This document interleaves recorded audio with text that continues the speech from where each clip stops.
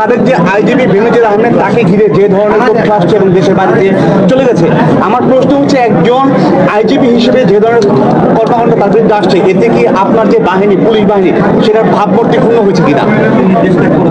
দেখুন, আমি প্রথম কথা বলি, যদি কেউ অন্যায় করে থাকেন, অন্যায়ভাবে ধন সম্পদ লুণ্ঠন মানে কর্তৃগত করে থাকেন, আমাদের দেশে সেই অনুযায়ী তার বিধান রয়েছে বিচার, এবং সেই অনুযায়ী তার বিচার হবে। সেখানে আমাদের কিছু বলার নেই। আমরা সে কি দোষ করেছে কি না দোষ করেছে সেগুলো আমাদের কাছে এখন কোনো তথ্য নেই।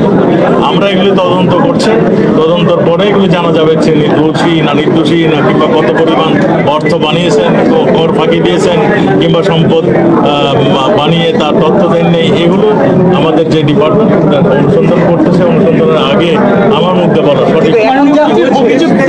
অভিযুক্ত আইজিপি এখন কোথায় আছে? তদন্ত চলছে বা বিভিন্ন সংস্থা এটি দেখা হচ্ছে, সেই অবস্থায় একজন সাবেক আইজিপি দেশের বাইরে চলে গেছে।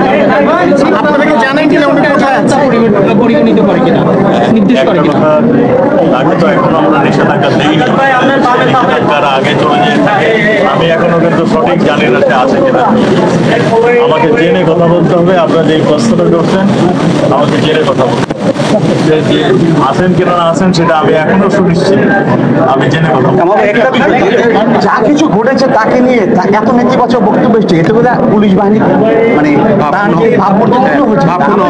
এটা ব্যক্তিগত ব্যাপার। পুলিশ বাহিনী, আমার পুলিশ বাহিনী অনেক ভালো কাজ করছে। আমার পুলিশ বাহিনী অনেক চ্যালেঞ্জ মোকাবেলা করছেন। আমার জঙ্গি দমন, সন্ত্রাস দমন, কোভিড কালে তারা যে কাজটি করেছেন, এবং যে কোনো চ্যালেঞ্জে তারা মানে জীবন উৎসর্গ দিয়ে কাজ করছেন। এক ব্যক্তি কেউ মানে যদি ব্যক্তি কোনো কিছু করে থাকে তার প্রায় প্রতিষ্ঠান নেয়।